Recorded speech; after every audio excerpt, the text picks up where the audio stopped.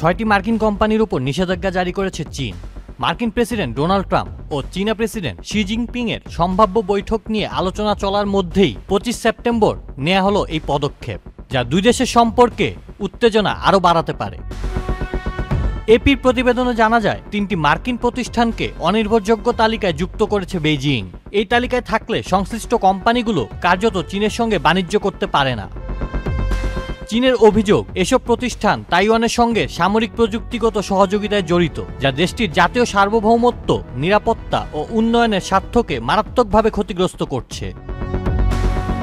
অনির্ভরযোগ্য তালিকায় আছে মানববিহীন যানবাহন নির্মাতা সার্নিক টেকনোলজিস, স্যাটেলাইট প্রযুক্তি কোম্পানি এয়ারকম এবং ওশিনিয়ারিং ইন্টারন্যাশনাল। এছাড়া আরও 3টি মার্কিন কোম্পানিকে চীনের রপ্তানি নিয়ন্ত্রণ তালিকায় যুক্ত করা হয়েছে। এই তালিকায় থাকা প্রতিষ্ঠানগুলো চীন থেকে সামরিক ও বেসামরিক পণ্য আমদানি করতে পারবে না।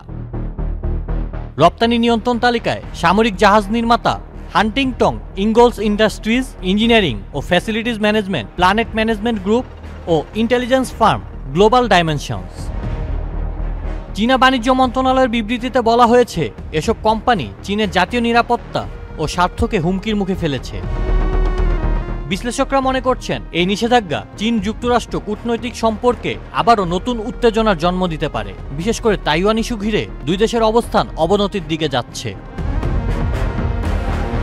আউসাফুল ইসলাম আকিব, চ্যানেল আই।